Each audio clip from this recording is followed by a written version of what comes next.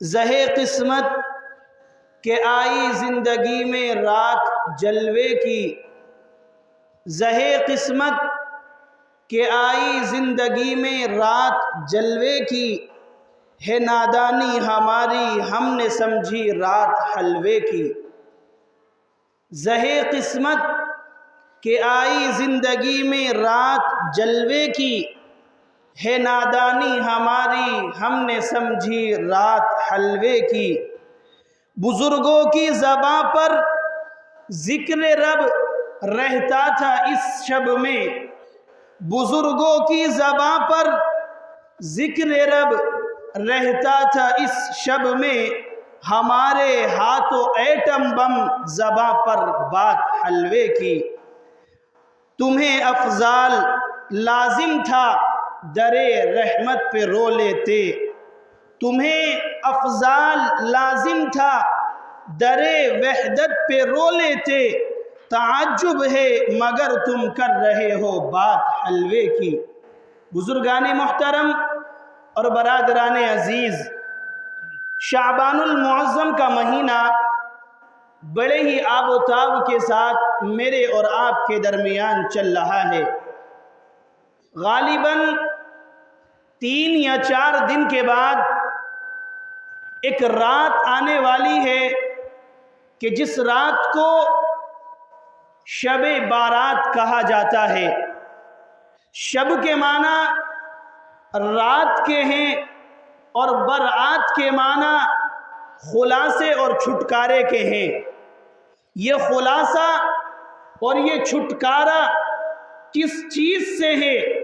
نبی علیہ السلام حدیث مبارکہ میں فرماتے ہیں، اما عائشہ رضی اللہ تعالی عنہ سے مروی ہے کہ حضرت عائشہ رضی اللہ تعالی عنہ ایک مرتبہ رات میں آپ صلی اللہ علیہ وسلم کو دیکھتی ہیں کہ آپ صلی اللہ علیہ وسلم اما عائشہ کے پاس موجود نہیں ہیں۔ لائٹ کا کوئی نظم نہیں تھا، چراغ اور بلب کا تصور نہیں تھا۔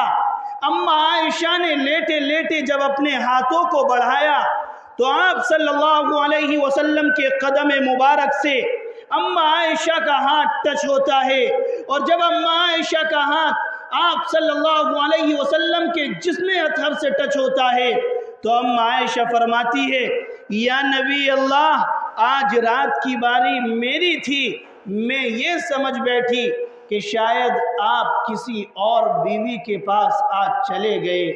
آپ صلی اللہ تعالی علیہ وسلم نے فرمایا، یا عائشہ اکنتی تخافین ان یحیف اللہ ورسولہ، یہ عائشہ کیا تو اس بات سے ڈرتی نہیں ہے کہ اللہ اور اس کا رسول تیرے اوپر کوئی ظلم اور زیادتی کرے، یعنی باری تیری ہو اور میں کسی اور عورت کے پاس جاؤں؟ اے عائشہ، یہ تو ظلم ہے، اور نبی کا رب کبھی کسی پر ظلم نہیں کرتا۔ پھر آپ صلی اللہ علیہ وسلم نے فرمایا، اے عائشہ، آج کی رات وہ رات ہے کہ جس رات میں اللہ رب العزت بنی قبیلہ بنو کلب کی جو بکریاں ہیں، ان بکریوں کے اوپر جو بال ہوتے ہیں، ان بالوں کی جو تعداد ہے، اس تعداد میں لوگوں کی مغفرت فرماتے ہیں۔ یاد رکھنا کہ قرآن کریم میں اس 14 اور 15ویں کی درمیانی رات جس کو شب بارات کہا جاتا ہے، قرآن کریم میں اس کا ذکر ہے۔ قرآن کریم میں لیکن چند مفسرین فرماتے ہیں کہ ان آیات میں جو میں نے خطبے میں آیات پڑھی تھی کہ ان آیات میں شب بارات نہیں بلکہ شب قدر کا ذکر ہے۔ لیکن دوسری طرف جب ہم آپ صلی اللہ علیہ وسلم کی احادیث مبارک کا مطالعہ کرتے ہیں تو ہمیں یہ بات معلوم ہوتی ہے کہ تقریباً 17 صحابہ کرام ایسے ہیں کہ 17 صحابہ کرام نے اس رات کی فضیلت کو بیان کیا ہے۔ اگرچہ کچھ روایتیں ضعیف ہیں، لیکن قاعدہ یہ ہے کہ جب چند ضعیف احادیث ایک ہی موضوع کی جمع ہو جاتی ہے تو وہ حسن کا درجہ اختیار کر لیتی ہے۔ کہنے کا مطلب یہ ہے کہ یہ رات بڑی فضیلت والی رات ہے، لیکن بہت ہی مختصر وقت میں چند وہ باتیں آپ کے سامنے عرض کرنا چاہوں گا کہ جو اس رات میں کرنے کے کام ہیں، اور چند کام ایسے ہیں کہ جو اس رات میں ان سے بچنا ضروری ہے، اور صرف اسی رات میں بچنا ضروری نہیں بلکہ اپنی پوری زندگی ان کاموں سے بچنا ضروری ہے۔ میرے دوستو، اگر ہم نبی کا نام لیوا ہیں، اگر ہم صحابہ کرام کے مطابق اپنی زندگی گزار رہے ہیں اور گزارنا چاہتے ہیں، تو میرے دوستو ہمیں صحابہ کرام کی زندگی کو پڑھنا ہوگا، ہمیں نبی علیہ السلام کی زندگی کو پڑھنا ہوگا کہ ان کی زندگی میں اگر یہ رات آتی تھی تو وہ کس انداز سے اس رات کو گزارا کرتے تھے، اگر یہ مہینہ آتا تھا تو کس انداز سے اس مہینے کو گزارا کرتے تھے۔ میرے دوستو، یہ مہینہ شروع بعد میں ہوا ہے، لیکن ہمارے مسلم نوجوان کی جو نسلیں ہیں، اس مسلم نوجوان کے ہاتھ میں آتش بازی پہلے سے آ گئی۔ میرے دوستو، نہیں لگ رہا کہ یہ مسلم علاقہ ہے، صبح ہوتی ہے اور شام ہوتی ہے اور پیسوں کے اندر آگ لگائی جاتی ہے۔ ابھی تقریباً 5 یا 6 جمعے میں نے لگاتار مستقل ایک حدیث آپ لوگوں کے سامنے بیان کی، اس کے اندر تھا کہ نبی علیہ السلام نے فرمایا کہ بندے کا قدم اپنے رب کے سامنے جب تک نہیں ہٹ سکتا جب تک کہ 5 چیزوں کا جواب وہ نہ دے دے۔ انہی جوابوں میں سے ایک جواب یہ تھا، انہی سوالوں میں سے ایک سوال یہ تھا کہ او میرے بندے، تو نے مال کو کمایا کیسے ہے؟ بتا، مال کو جائز کمایا یا ناجائز؟ اگر ناجائز کمایا ہے تو اسی سوال کے اندر پھنس جائے گا، اور اگر کسی وجہ سے اس بندے نے کوشش کر کے جائز مال کمایا ہے تو اگلا سوال ہے کہ اس مال کو خرچ کہاں کیا؟ میرے دوستو، اب یہ خرچ کہاں ہو رہا ہے؟ میرے دوستو، یہاں آپ دور دور تلک گشت کر لیں، میری نگاہوں میں بہت دور تلک بھی کسی غیر ایمان والے کا گھر نظر نہیں آتا۔ پورا علاقہ مسلم ہے، اکثریت مسلم ہے، پھر یہ آتش بازی کیوں؟ میرے دوستو، شب برات کا پٹاخے سے کوئی تعلق نہیں، اور یہ پٹاخہ تو ایک ایسی چیز ہے، یہ آتش بازی تو ایسی چیز ہے کہ ایمان والے کی زندگی کا اس سے کہیں تک کوئی تعلق نہیں۔ شب برات آئے یا نہ آئے، میرے دوستو، یہ تو پیسے میں ضیاء ہے، پیسے میں آگ لگانا ہے، فضول خرچ کرنا ہے۔ آپ خود سوچیں کہ جتنے پیسے پٹاخے میں خرچ کیے جا رہے ہیں، اگر ان پیسوں کو جمع کر کے کسی غریب کی مدد کی جائے تو میرے دوستو کتنی بہتر صورت ہے۔ لیکن نہیں، بچہ آتا ہے باپ کے پاس، بچہ آتا ہے ماں کے پاس اور کھلے لفظوں میں کہتا ہے کہ مجھے پٹاخے لانے ہیں، پیسے دے دیجئے۔ اگر کچھ حیا رکھنے والے ماں باپ ہوتے ہیں تو ایک آدھ مرتبہ منع کر دیتے ہیں، نہیں تو فوراً پیسے نکال کر بچوں کے ہاتھ میں دے دیتے ہیں۔ اس کے ساتھ ساتھ ان خریداروں سے ہٹ کر میں ان دکانداروں سے بھی کہنا چاہوں گا کہ جو ایمان والے ہو کر کے اور ٹھیے لگاتے ہیں اور پٹاخوں کو بیچتے ہیں، اور میرے دوستو، محلے کے لوگ صرف دکانوں پر ہی نہیں بلکہ آپ لوگ سوچیں گے کہ یہ بندہ کیا کیا چیزوں پر نظر رکھتا ہے۔ پچھلے سال یہاں گفتگو کی کہ پٹاخے نہیں پٹخانے ہیں، بجلی گھر پر جانا ہوا، وہاں دیکھا تو بہت سے پھل لگے ہوئے ہیں۔ ان پھلوں پر کھڑا ہوا ایک بندہ میرے پاس بہت جلدی سے آتا ہے اور کہتا ہے، حضرت خیریت؟ میں نے کہا کہ ہاں۔ کہہ رہا میں نے اس سے منع کیا تھا پٹاخے مت بیچنا، لیکن بیچ رہا بیٹھا ہوا۔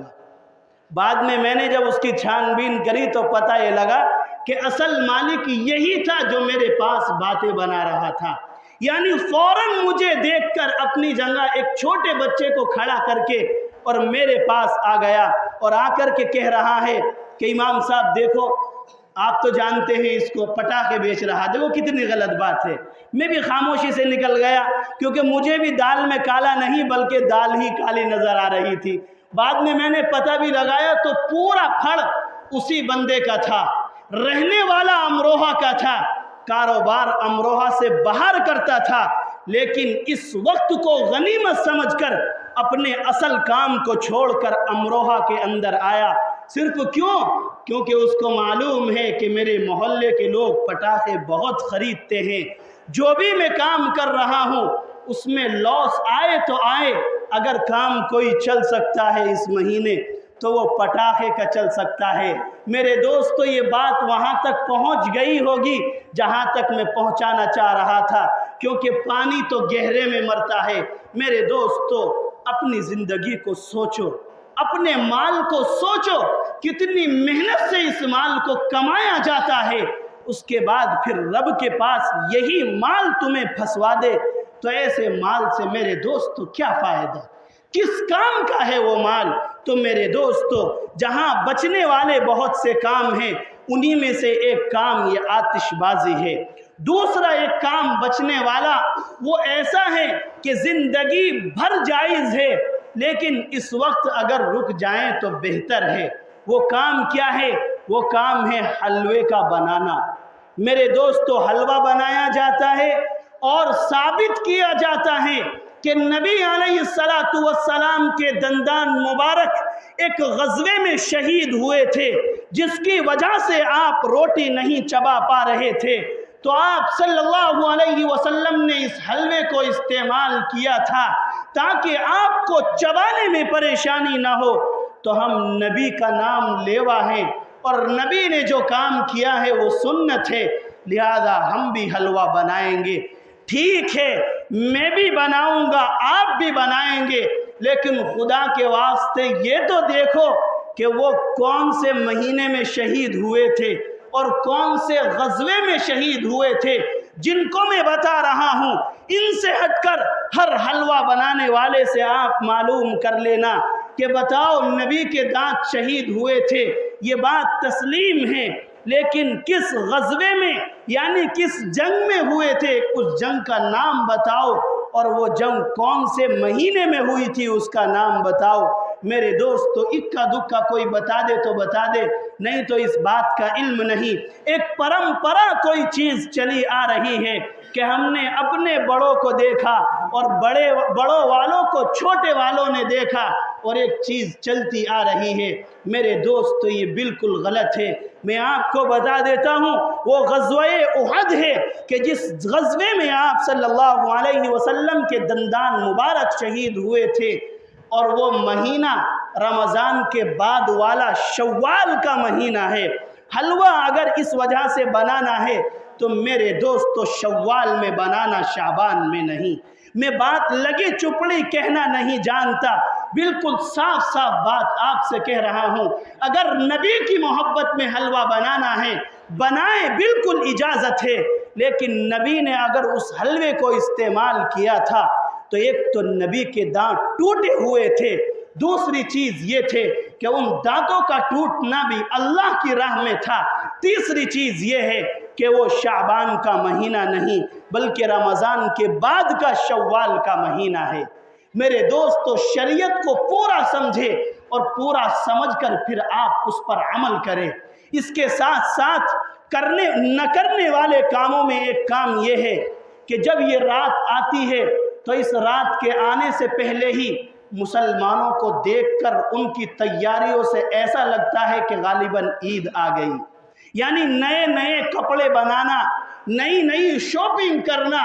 میرے دوستو یہ تو عید کے دن بھی آپ صلی اللہ علیہ وسلم کی تعلیمات سے ثابت نہیں کہ آپ عید کے دن بھی نیا جوڑا پہنے۔ آپ صلی اللہ علیہ وسلم کی تعلیمات تو یہ ہے کہ عید کے دن عمدہ لباس پہنے۔ کہیں آپ صلی اللہ علیہ وسلم نے یہ نہیں فرمایا کہ وہ عمدہ نیا ہونا چاہیے۔ عمدہ کا مطلب یہ ہے آپ کے پاس 10 جوڑی کپڑے ہیں، ان میں سے جو سب سے بہتر ہو آپ اس کو استعمال کریں۔ یہ کہیں نہیں ہے کہ آپ فوراً جائیں اور جا کر کے شاپنگ کر کے لائے۔ ایک بندے نے میرے گھر پر کپڑے سلنے کے لیے بھیجے، میں نے کہا جلدی تو نہیں، تو انہوں نے کہا کہ بس ایک شب رات پہ دے دینا، باقی تو بعد میں مل جائیں، کوئی بات نہیں ہے۔ میرے دوستو اس سے کیا ثابت ہو رہا ہے کہ تیاریاں پہلے سے ہی چلنی شروع ہو گئی ہے، کہیں سے کہیں تک کوئی ثابت نہیں۔ میرے دوستو نیا جوڑا استعمال کرنا نئے کپڑے پہننا، ایک کرنے والے کاموں میں ایک کام بتا کر کے اپنی بات کو ختم کر رہا ہوں۔ اس رات میں کثرت سے مسلمان قبرستان جاتے ہیں۔ قبرستان جانا بہت اچھا ہے، وہاں جا کر اپنی موت یاد آتی ہے، لیکن کوئی یہ سمجھ کر کے جائیں کہ نبی علیہ السلام ہر سال جاتے تھے، یہ درست نہیں ہے۔ نبی علیہ السلام قبرستان اس رات گئے ہیں اور صرف ایک مرتبہ ثابت ہے قبرستان جانا۔ اگر کوئی بندہ نہیں گیا اب تلک، سنت کی نیت سے جا سکتا ہے، اور اگر جا چکا پہلے یعنی گزشتہ سال وہ قبرستان ہو کر آ چکا ہے، اس رات بھی جا سکتا ہے، لیکن نبی کا طریقہ سمجھ کر اگر جائے گا تو یہ درست نہیں ہوگا، کیونکہ نبی علیہ السلام زندگی میں صرف ایک مرتبہ گئے تھے۔ میرے دوستو، کرنے والے کام، ایک تو یہ عبادت کا کام بتایا ہے، اس رات میں زیادہ سے زیادہ عبادت کرے۔ قبرستان آپ جا سکتے ہیں۔ نہ کرنے والے کاموں میں میرے دوستو سب سے پہلے بچنے والی چیز یہ آتش بازی اور پٹاخے ہیں۔ دوسری چیز یہ حلوے کا بنانا ہے۔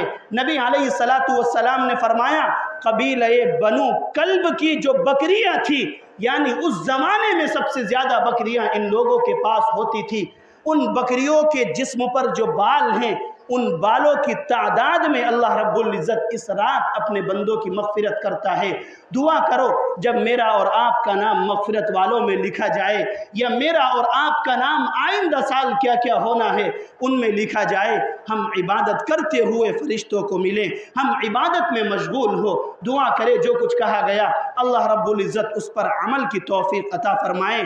6 بندے ایسے ہیں جن کی اس رات بھی مغفرت نہیں ہوتی۔ ایک تو شراب کا پینے والا، ایک ماں باپ کا نافرمان، ایک دوسرے سے کینہ رکھنے والا، یعنی بے وجہ کے اس کو نقصان پہنچانے والا، ٹخنوں پر اپنا لباس ڈالنے والا، اسی طریقے سے تکبر کرنے والا، یہ 5-6 لوگ ایسے ہیں کہ اس رات بھی ان کی مغفرت نہیں ہوتی۔ لہذا اگر کوئی بندہ ٹخنوں پر پاجامہ یا اپنے کپڑوں کو ڈالتا ہے، اس سے باز آئے۔ ماں باپ کا نافرمان ہے، توبہ کر لے۔ شراب کا عادی ہے، اللہ رب العزت سے معافی طلب کر لے۔ ان گناہوں میں اگر ملوث ہے، ان گناہوں سے اس رات سے پہلے ہٹ جائے۔ اگر 2-4 منٹ زائد ہو گئی ہو، اس کی معافی چاہوں گا۔ سال میں ایک مرتبہ رات آتی ہے، اس سے بہتر کوئی اور موقع نہیں تھا، اس لیے ان 5-6 لوگوں کو بھی ذکر کر دیا کہ کون کون ہے جن کی مغفرت نہیں ہوتی۔ دعا کرے جو کچھ کہا گیا اللہ رب العزت اس پر عمل کی توفیق عطا فرمائیں۔